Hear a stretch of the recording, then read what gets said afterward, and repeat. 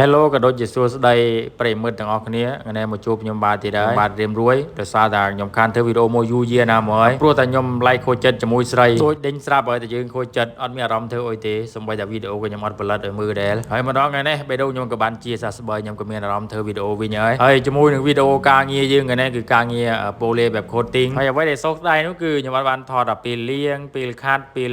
លងទឹកថ្នាំ coating ឲ្យមើលទេដោយសារតែខ្ញុំអត់មានអ្នកកាន់កាមេរ៉ាអោយព្រោះបងប្អូនវាជិបរវល់លៀងឡានអស់ហើយខ្ញុំក៏ស្រេចចិត្តមកថតដល់ពេលរួចឲ្យបងប្អូនមើលហើយរថយន្តមួយគ្រឿងនេះខ្ញុំក៏ចំណាយពេលមួយថ្ងៃពេញបឹបដូចដើមតាំងពីព្រឹកដល់ល្ងាចជើដែលខ្ញុំប្រើរយៈពេលយូរនេះសារតែខ្ញុំសម្រិតសម្រង់ឲ្យការងារចេញមកវាបានល្អបំផុតហើយជាមួយនឹងរថយន្តពឿខ្មៅនេះគឺវាពិបាកធ្វើមែនទែនដូចខ្ញុំប្រាប់មកវីដេអូទៅមកវីដេអូគឺវាយากជាងពឿផ្សេងណាមួយវ័យ1វ័យ2វ័យទៅដល់3លេខឲ្យបានវាស្រស់ស្អាតបានស្មើនេះការងារ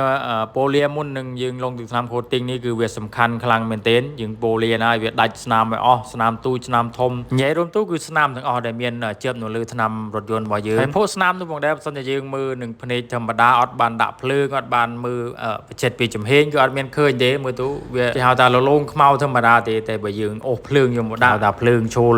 ស្នាមណែហើយជាពិសេសរថយន្តដែលថាប្រើការច្រើនដាក់ទៅគឺ